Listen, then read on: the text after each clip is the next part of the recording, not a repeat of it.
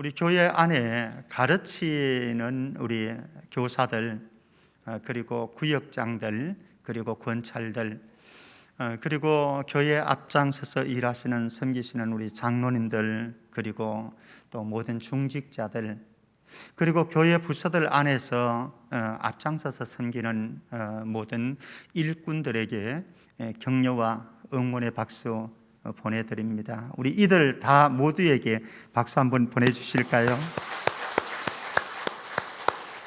고맙습니다. 힘든 이 시대에 여러분들이 또 있는 그 자리에서 열심을 다해서 섬겨주셔서 너무 감사하고요. 그래서 이들에게 우리 공동체에서는 또 물론 여기에 있는 어르신들 모두가 사실은 이 박수를 받아야 되고 응원을 받아야 될 분이라고 생각을 합니다. 우리 집사님들, 권사님들, 연세 드신 어른들 모두 너무너무 감사합니다. 우리 이들 모두에게 감사하는 마음 잃지 않았으면 좋겠고요.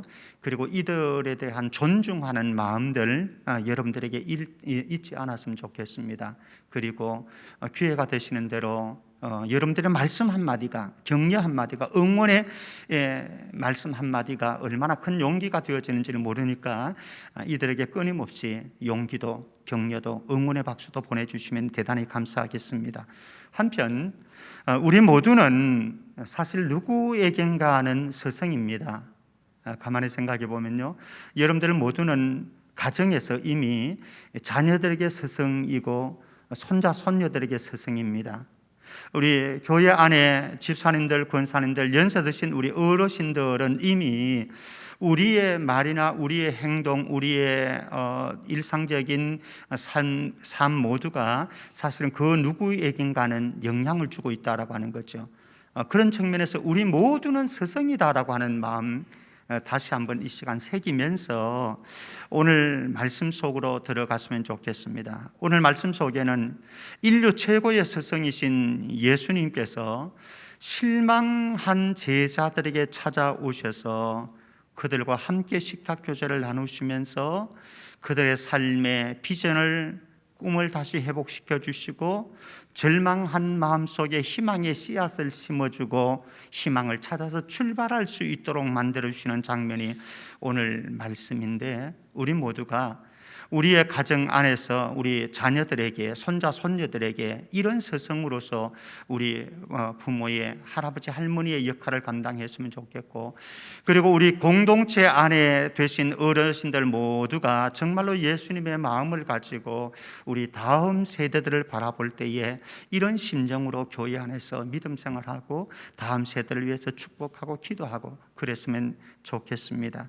자, 오늘 예수님께서 어떤 모습으로 이제 제자들에게 다가오시는지를 한번 보십시다. 첫 번째는 찾아오심이라고 하는 겁니다. 14절 말씀에 보면은 14절을 보기 전에 우리 마태복음 26장 32절 말씀에 보면은요, 예수님께서 십자가에서 죽으시기 이전입니다. 그러면서 예수님 자신의 죽음을 예고해 주셨습니다. 3번 예고해 주셨죠. 그러면서 자신의 부활도 예고해 주시면서 약속하신 또 다른 약속이 있는데 그것이 무엇인가 하면, 그러나 내가 살아난 후에 너희보다 먼저 갈릴리로 가리라. 제자들보다, 부활하신 후에 제자들보다 먼저 갈릴리로 가겠다. 그래서 너희들 기다리겠다라고 약속을 하셨습니다. 그리고 예수님 십자가에 죽으셨고 그리고 부활하셨고, 물론 이제 예루살렘에서 제자들에게 2번 이미 나타나셨습니다. 2번, 이제 3번째, 오늘 말씀에는 3번째 나타나게 되는 장면인데요. 14절 말씀 한번 보실래요? 이것은 예수께서 죽은 자 가운데서 살아나신 후에 3번째로 제자들에게 나타난 것이라 말씀합니다. 예루살렘에서 한 번은 제자들이 같이 모여 있는 그 자리에 문을 잠궈두고 두려워서 있는데요, 거기에 첫 번째 나타나셨을 땐 도마가 없을 때에 의심 많은 도마 있죠, 그죠? 도마가 없을 때에 예수님께서 한 번 나타나셨고, 그 다음에는 도마가 있는 자리에서 예수님 한 번 나타나셨습니다. 이렇게 예루살렘에서 2번 나타나시고 갈릴리로 이동하셔서 갈릴리에서 약속하셨던 것처럼 제자들에게 나타나시는 모습을 보게 되었습니다. 부활하신 예수님, 그분은 고향으로 내려간 제자들에게 찾아가셨습니다. 우리 스승된 자들, 우리 모든 스승들이 기억해야 될 사실이 있습니다. 제자들의 삶 속으로 찾아가야 된다라고 하는 거예요. 제자들의 삶 속으로 찾아가야 된다. 이게 교사이고 구역장이고 또 교회 안에 일꾼된 자들의 모습 아니겠습니까? 그들의 삶 속으로 찾아가서 무엇보다도 그들이 어렵고 힘들 때에 그들에게 찾아가서 그들의 마음을 만져주고 그들과 함께 울어주고 함께 기도해주는, 이게 진정한 스승이다. 그런데요, 우리 교사들 경험이 있지요. 이렇게 해보면은 선생님들이 학생들에게 전화를 하면은 학생들 다 피합니다. 그리고 전화 죄송합니다. 이게 좀 속된 표현이긴 한데 그냥 젊은 다음 세대들의 표현입니다. 카톡도 씹고 전화도 씹어버립니다. 아마 교사 되신 분들은 경험이 있을 거예요. 만나주지도 않아요. 만나주지도 않습니다. 자, 그러면은 교사들 입장에서는 속이 상할 수 있습니다. 실망스러울 수 있습니다. 이게 누적되어지면은 나중에는 화가 치밀 수 있습니다. 그래서 아예 관심 밖에, 관로 밖으로 떠밀어내는데, 이제 여기에서 이제 교사들의 고민이 시작돼야 됩니다. 왜 그럴까라고 하는 고민. 왜 안 받지? 괘씸해서 요새 세대 애들은 그래서 그렇지 이렇게 하면 끝나는 거고, 왜 그들이 카톡을 씹어버리지, 전화를 씹어버리지, 안 받지? 질문을 해보세요. 고민을 해보셔야 될 부분이죠.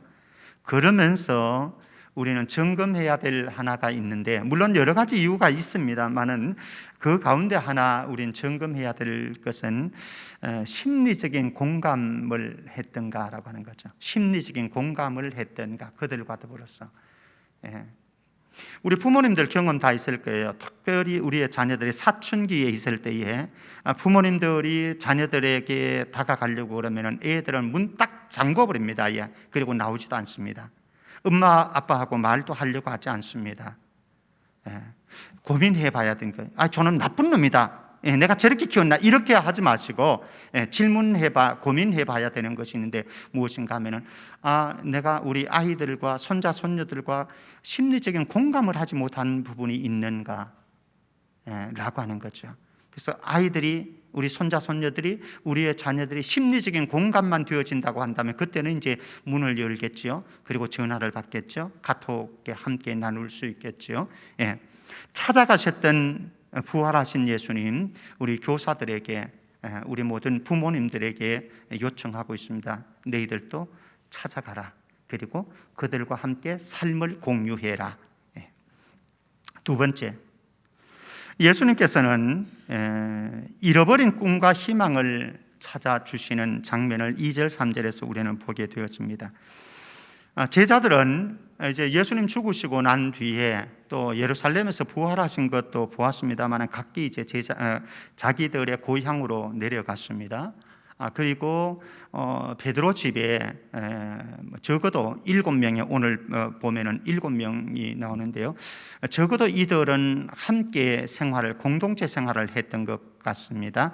아마 갈릴리에 오시겠다고 하는 예수님의 말씀, 약속을 믿고 기다리는 현장이 아닌가, 이런 생각을 해봅니다. 어느 날 베드로가 다른 제자들에게 나는 물고기 오늘 잡으러 가려고 한다, 물고기 잡으려고 나가겠다라고 했습니다. 그러자 다른 7명의 제자들도 그러면 우리도 함께 가겠다라고 해서 밤중에 이제 그들은 갈릴리 바다로 나갑니다.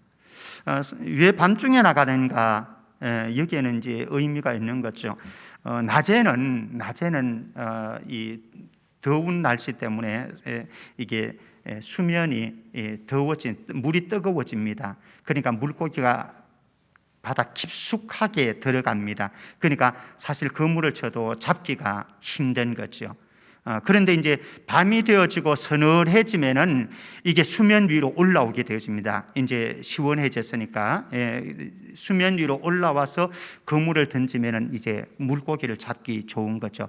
그래서 이제 어떤 이게 물리학적으로 볼 때에 밤에 물고기를 잡으러 가는 것이 이제 일반적인 상례로 되어 있습니다. 그래서 이제 베드로와 제자들은 밤에 물고기를 잡으러 갔습니다.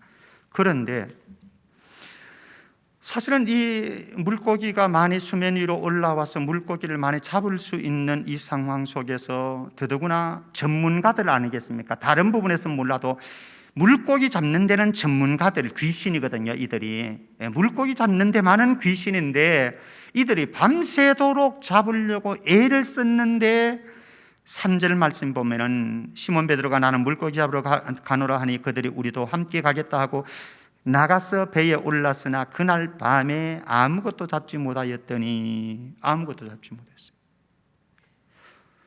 자, 좀 이상하지 않습니까?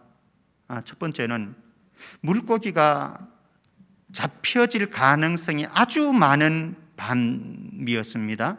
절호의 찬스에 나간 거예요. 그러니까 잘 잡혀야 되는 겁니다. 그리고 이들은 베테랑들이에요. 물론 3년 동안 물고기 잡는 일을 안 했다 손 치더라도 이들은 이곳에서 잔뼈가 굵었던 사람들이거든요. 베테랑 전문가들입니다. 그런데 그들이 밤새껏 애를 썼는데도 불구하고 오늘 말씀 보면 하나도 없었던 것 같아요. 사실 이건 평범한 일이 아닌 거죠. 평범한 일이 아닙니다. 잡혀야 되는 때에 도저히 잡히지 않도록 만들어진 것, 이거는 주님께서 작업하신 것이다 라고 하는 거죠. 주님께서 작업하신 것이다. 우리 교사들이, 아니 우리 모든 성도들이 우리의 인생에 기억해야 될 사실이 있습니다. 무엇인가 하면요, 주님은 우리의 인생길을 걸어가는 동안 물고기를 안 잡히게 만들 수도 있고 물고기를 잡히게 만들 수도 하실 수도 있는 분이시다라고 하는 거죠. 주님은 우리의 인생 문을 열 수도 있는 분이시고 우리의 인생 걸어가는 인생 문을 닫을 수도 있는 분이시다라고 하는 거죠. 주님의 뜻 안에서 물고기가 안 잡히게 할 수도 있고 주님의 뜻 안에서 나중에 보면 153마리, 큰 물고기만 153마리를 잡히게도 만들지 않았습니까? 잡히게도 만들 수 있는 분이시다. 이것을 우리는 기억해야 될 것 같고요. 그리고 우리의 제자들에게, 우리의 자녀들과 손자, 손녀들에게 정말로 가르쳐 주어야 됩니다. 또 경험하게 해 주어야 됩니다. 우리의 삶이, 우리의 인생이 누구의 손에 의해서 만들어지는가? 내가 노력해서 애쓰고 내가 열심히 공부하면 된다. 우리가 하기 나름이다. 내가 준비하기 나름이다. 물론 그것이 다 틀렸다고 하는 건 아닙니다. 그러나 그것이 다는 아니다라고 하는 거죠. 더 중요한 것은 무엇입니까? 주님이 물고기를 잡히게 할 수도 있고 안 잡히게 할 수도 있고 주님이 우리의 인생길을 막을 수도 있고 안 막을 수도, 열 수도 있다. 우리의 자녀들이 걸어가는 길에 우리 가르치는 학생들에게 내가 열심히 해서 내가 아름답게 경영을 하면 내 인생이 빛날 것이다. 일리는 있습니다만 그게 다는 아니다라고 하는 사실을 믿음의 여정 속에서 경험할 수 있도록 하고 깨달을 수 있도록 하는 것, 이게 이제 부모님들이 해 주어야 될 자녀에 대한 의무이고 그리고 스승들이 해 주어야 될 의무이다라고 하는 거죠. 한편 제자들을 바라보게 되어지면요, 이들은 갈릴리로 돌아왔습니다. 고향으로 돌아왔습니다. 제가 이 말씀드렸던 것처럼 아마 베드로의 집에서 공동체 생활을 하고 있었던 것 같습니다. 이들은 불확실한 미래에 대한 막막함을 가지고 있습니다. 그래서 당장 먹을 생계 문제를 고민하고 있습니다. 당장 먹을 생계 문제입니다. 불안하지요. 이들에게 하나님 나라의 꿈이 사라져 버렸습니다. 언젠가. 하나님의 나라의 꿈이 사라져 버렸습니다. 이들에게 언젠가 사람을 낚는 어부가 되라고 말씀하셨는데 사람을 낚는 어부의 사명이 사라져 버렸습니다. 꿈도 사명도 사라진 인생, 제자들의 모습입니다. 오늘날 우리 제자들에게 또 우리 가정의 자녀들, 손자, 손녀들의 인생을 바라보게 되어지면은 이런 인생 아니겠습니까? 허탕치는 인생, 밤새도록 노력하는데 허탕치는 인생, 실망과 절망 속에서 살아가는 인생, 몸부림은 되게 치는데, 몸부림은 정말 되게 치는데, 그런데 쉽게 되어지지 않는 인생 속에서 눈물을 흘리고 있고 고민하고 있고 힘겨워하고 있는 우리네 자녀들, 손자, 손녀들, 그리고 교회 안의 다음 세대들, 사실은 그들을 바라보게 되어지면 마음이 짠합니다. 그들에겐 이미 실망과 절망을 넘어서 꿈마저 상실해버린 세대가 되어가고 있는, 꿈도 꾸지 않습니다. 그러니까 결혼도 하려고 하지 않습니다. 왜? 집을 살 수 없으니까, 집을 마련할 수 없으니까 결혼도 포기하고, 그리고 자녀도 포기합니다. 결혼을 했을지라도 자녀를 안 낳으려고 하는 젊은 세대들이 얼마나 많은지 몰라요. 이게 여러분들의 자녀들의 모습이고 손자, 손녀들의 모습이고 우리 공동체 안에 있는 젊은 세대들의 모습이고 우리가 가르치고 있는 성장 세대들이, 지금 학생들이 이런 현실 속에서 성장하고 있다라고 하는 사실이죠. 자, 여기에서 부모들이 해주어야 될 것, 여기에서 우리 할아버지 할머님들이 해주어야 될 것, 여기에서 공동체의 어르신들이 해주어야 될 것, 이 꿈을 잃어버리고 사명을 잃어버리고 낙심하고 좌절하고 실망 속에 있는 이들을 등 한번 두들겨 주시고 격려 한번 해주시고 용기 한번 불어넣어 주시고 이들이 꿈을 찾을 수 있도록, 그리고 사명을 다시 회복할 수 있도록 격려해 주고 지지해 주는 것, 이게 바로 진정한 교사가 걸어가야 할 길이고 부모님들이 걸어가야 할 길이고 우리 교회의 어르신들이 젊은 세대를 바라볼 때에 꼰대하지 마시고요, 너희들은 왜 그러냐, 우리 때는 안 그랬다, 이런 제발 꼰대하지 마시고 정말로 젊은 세대들을 불쌍히 여기면서 우리의 가슴에 품으면서 그들의 편이 되어 주시고요, 한마디 하시려고 한다면 꼰대짓 하지 마시고 대신 격려하고 응원하고 위로하고 힘내라, 이렇게 해주셔서 우리 젊은 세대들이, 우리 성장 세대들이 용기를, 꿈을 회복할 수 있도록 만들어주는 우리 공동체가 되어지기를 주의 이름으로 축복합니다.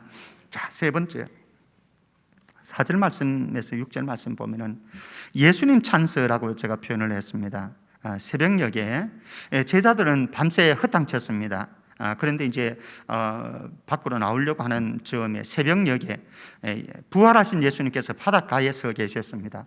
그런데 제자들이 4절 말씀 보면은 예수님을 알아보지 못했다.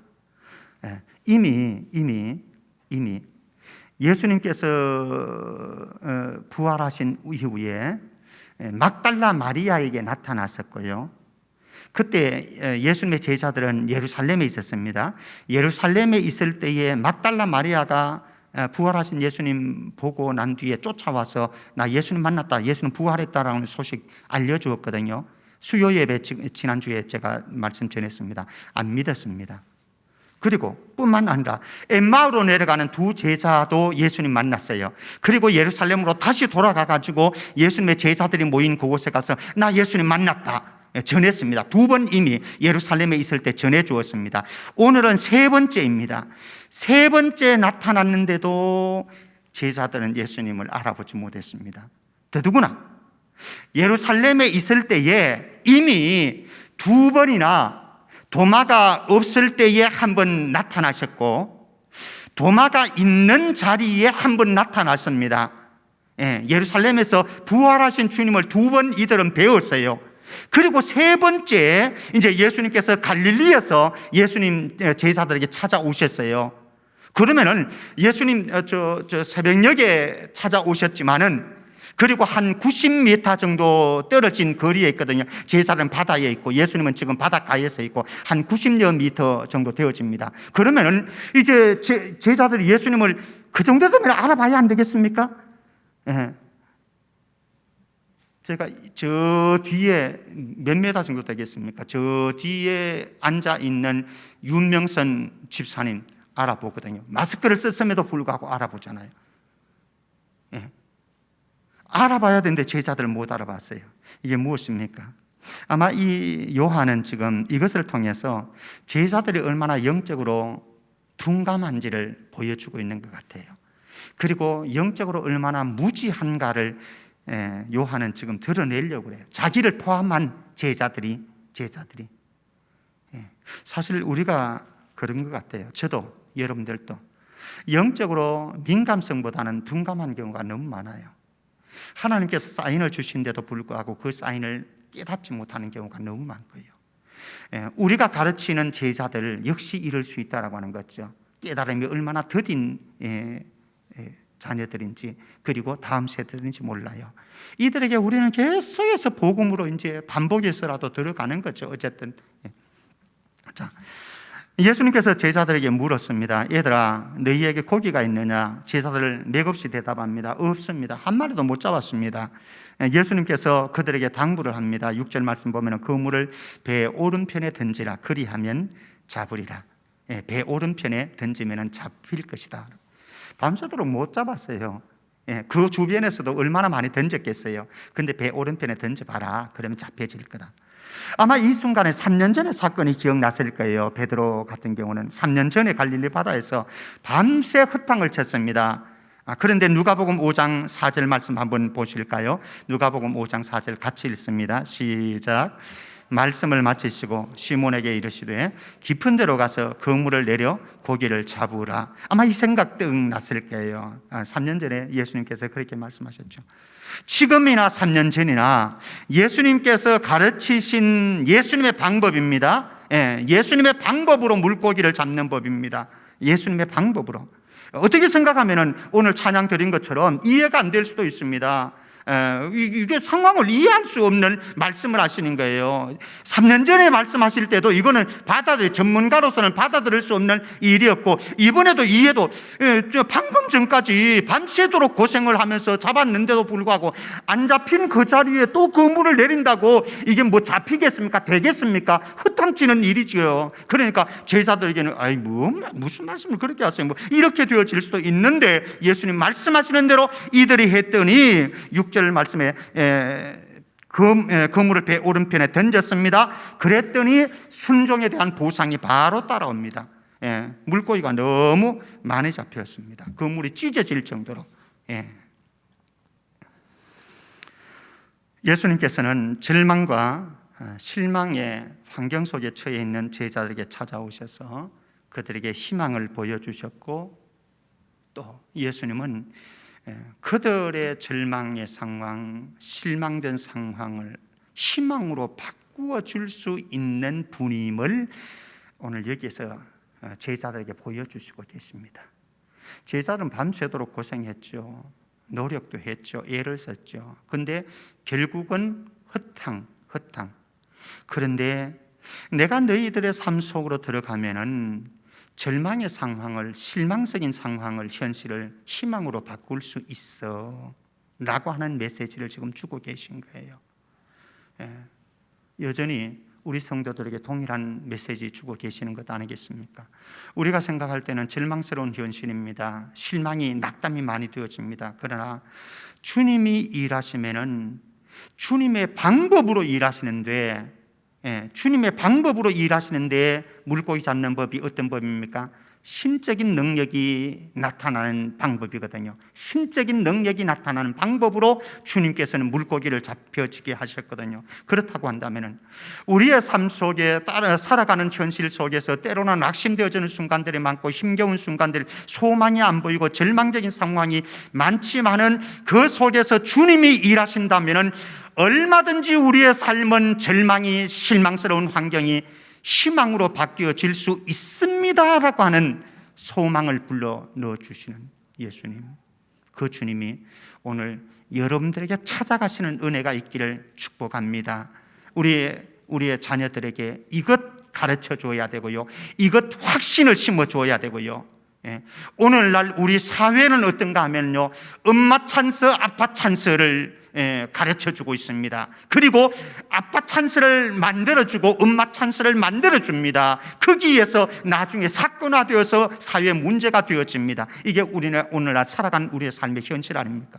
저는 감히 말씀드리고 싶습니다. 여러분들의 자녀들에게, 여러분들의 손자 손녀들에게, 그리고 우리가 가르치는 학생들에게 엄마 찬스를 가르쳐주는 것이 아니라, 아빠 찬스를 가르쳐주는 것이 아니라, 또 그것을 부러워하도록 만드는 것이 아니라, 또 그런 사람들을 경멸하도록 만드는 분위기가 아니라, 예수님 찬스도 있단다. 예수님 찬스도 있단다. 너희들의 인생에 아빠 찬스는 없을지 몰라도, 엄마 찬스는 없을지 몰라도 예수님 찬스가 있단다. 예수님 찬스를 확신하고 나갈 수 있는, 그렇지 않습니까? 오늘 물고기 잡을 수 없는 현실도 있었지만은, 잡히지 않는 현실도 있었지만은, 그러나 물고기가 대박 터지는 현실도 있었다라고 하는 거예요. 누구 때문에? 예수님 때문에. 예수님 때문에. 예수님 찬스인 거죠. 사랑하는 성도님, 모든 가정에서도 정말 우리의 자녀들, 손자, 손녀들이, 우리 공동체 안에 있는 모든 성장 세대들이 예수님 찬스를 확신하고 믿음의 길 걸어갈 수 있는 은총이 있기를 주의 이름으로 축원합니다. 그러면서 이제 오늘 말씀 보면 7절에서 11절 말씀에 보면은 만선의 축복을 누립니다. 예수님의 제자들이. 요한이 이런 상황쯤 되어지자 예수님을 알아봅니다. 그리고 베드로에게 주님이시다 라고 요한이 먼저 말을 합니다. 그랬더니 베드로는 요한이 말하는 소리를 듣고 너무 반갑고 너무 기뻐서 감격스러워서 벗고 있던, 물고기를 잡으려고 아마 벗고 있었던 것 같습니다. 그 겉옷을 다시 입었습니다. 아마 예수님을 대하는 존경을 표하는 그런 예의를 갖추는 모습 같아요. 그죠? 바다로 뛰어들면 사실 벗어야 될 판국인데 입었습니다. 어쨌든 그리고는 바다에 뛰어내렸습니다. 한 90여 미터 정도 되어지는 거리이니까요, 헤엄쳐서도 갈 수 있는 거리라고 생각되어집니다. 그리고 베드로는 이제 예수님에게로 쫓아갔고 물을 건너고, 이제 다른 제자들은 90m 정도 뒤에 이제 천천히 해서 바닷가로 나와서 예수님을 만납니다. 여기에서 우리 교사들이 우리의 학생들을 가르치는데 좋은 교훈 몇 가지가 있습니다. 첫 번째는 눈높이에 맞는 맞춤형 교육을 해야 된다. 눈높이에 맞는, 우리 부모님들도 자녀들에게, 또 할아버지 할머님도 손자 손녀들에게 꼭 필요한 말씀이라고 생각합니다. 제자들은 동일하지 않아요. 요한, 예수님의 특별한 사랑을 받았던 사람입니다. 영적인 민감성이 있습니다. 관찰력이 있는 사람이었습니다. 생각을 먼저 하고 행동하는 사람입니다. 요한은. 그런데 베드로는 오늘 말씀 보듯이 생각 없이 행동부터 먼저 해놓고 생각하는 사람, 베드로입니다. 우리의 제자들이 있지만은요, 제자들마다 다 달라요. 우리 자녀들이 있지만은 저희들 세 자녀 너무 달라요. 혜린이에게 대하는 것과 형규에게 대하는 것과 세린이에게 대하는 것이 달라요. 교육 방식이 다르고 엄마로서 그들을 어떻게 양육하는지 양육 태도가 달라요. 학생들이 그렇습니다. 우리 교회 안에서 다른 사람들을 대할 때에 다 그런 거죠. 맞춤형으로 우리가 관계를 맺어가고 교육을 해주어야 된다. 그들의 눈높이에 맞추어서, 각자의 눈높이에 맞추어서. 두 번째, 제자들이 육지에 올라왔을 때에 예수님께서는요, 9절 말씀 보면 숯불을 피워두고 생선을 준비해 놓고요, 생선을 구워 놓고 떡도 준비해 놓고 제자들을 기다리고 있었습니다. 무엇입니까?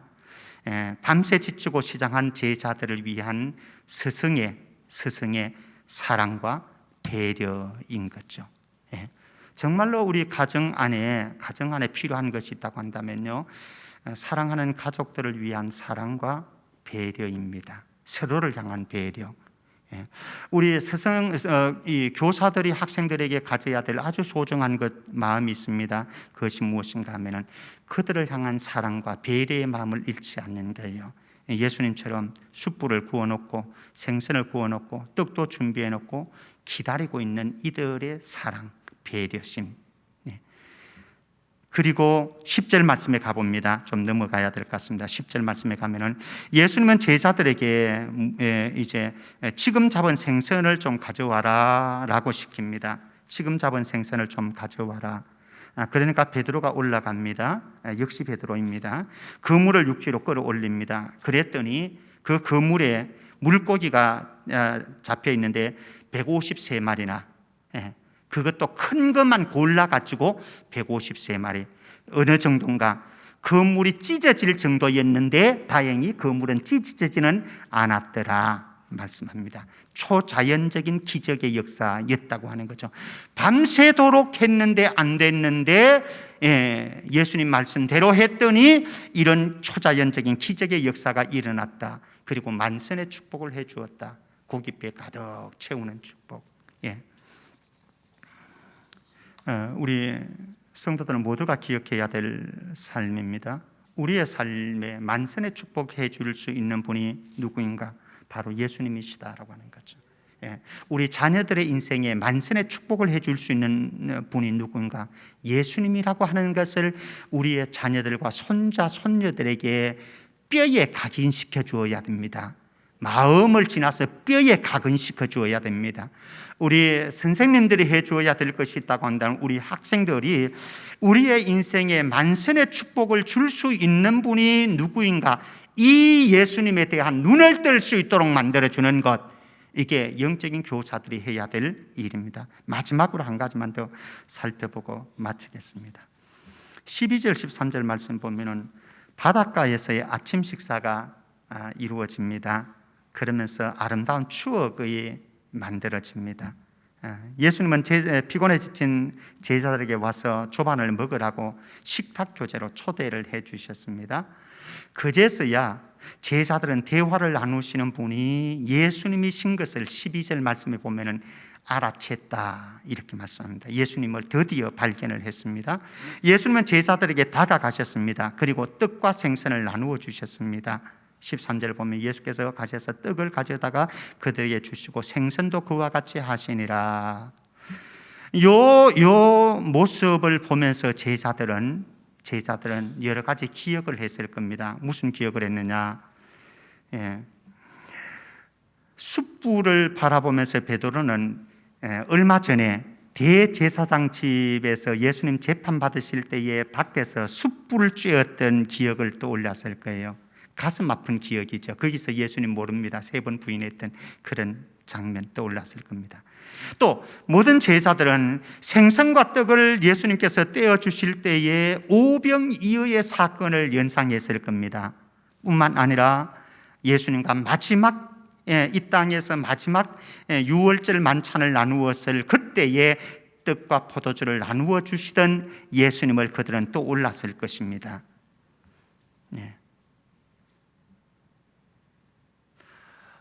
우리 선생님들이 해야 될 그 가운데 아주 소중한 것은요, 우리의 제자들에게 영적인 추억들을 많이 만들어주는 겁니다. 우리 부모님들이 해야 될 소중한 일이 있는데요, 우리의 자녀들, 손자, 손녀들에게 영적인 추억을 만들어주는 겁니다. 사실 시간이 지나서 제가 지금 다 나누지를 못하는데요, 첫 번째는 우리의 자녀들이, 손자, 손녀들이, 그리고 제자들이 예수님과 영적인 추억들을 많이 만들어야 돼요. 예수님과 직접적인 영적인 추억들. 그리고 또 하나는 선생님과 부모님과 영적인 추억들을 많이 만들어야 됩니다. 사실 제 가슴에도 영적인 추억들이 많이 있거든요. 영적인 추억들이. 그래서 이 영적인 추억들을 많이 만들어갈 때에 우리의 삶에 얼마나 큰 힘이 되어지는지, 용기가 되어지는지 모르는 거죠. 말씀을 맺습니다. 오늘의 내가 있기까지 스승의 은혜가 반드시 숨어 있었다라고 하는 사실, 그 스승은 우리 교역자들이 될 수도 있고, 교사들이 될 수도 있고, 구역장 권찰이 될 수도 있고, 또 우리 장로님들, 권사님들, 집사님들, 어른들이 되어질 수도 있고, 부모가 되어질 수도 있고, 할머니, 할아버지가 되어질 수 있다. 그래서 우리가 그들에게 응원의 박수를 보내고 존경의 마음을 전하는, 감사의 마음을 전하는 그런 태도가 필요하겠다.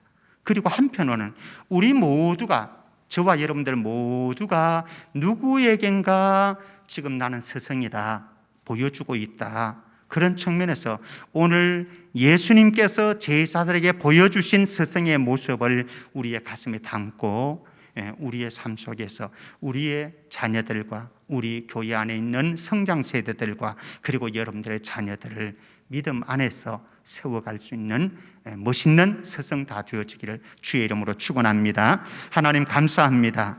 오늘 우리는 스승의 주의를 당하여서 예수님께서 제자들과 나누신 마지막 아름다운 스승과 제자의 모습을 보면서 우리의 길을 다시 한번 점검했습니다. 우리 모두가 주님이 기뻐하는 스승의 길 걸어가고 또 그러한 스승들에게 응원과 감사와 박수를 보낼 수 있는 우리 모든 공동체가 되게 하여 주옵소서. 거룩하신 예수님 이름으로 기도합나이다. 아멘.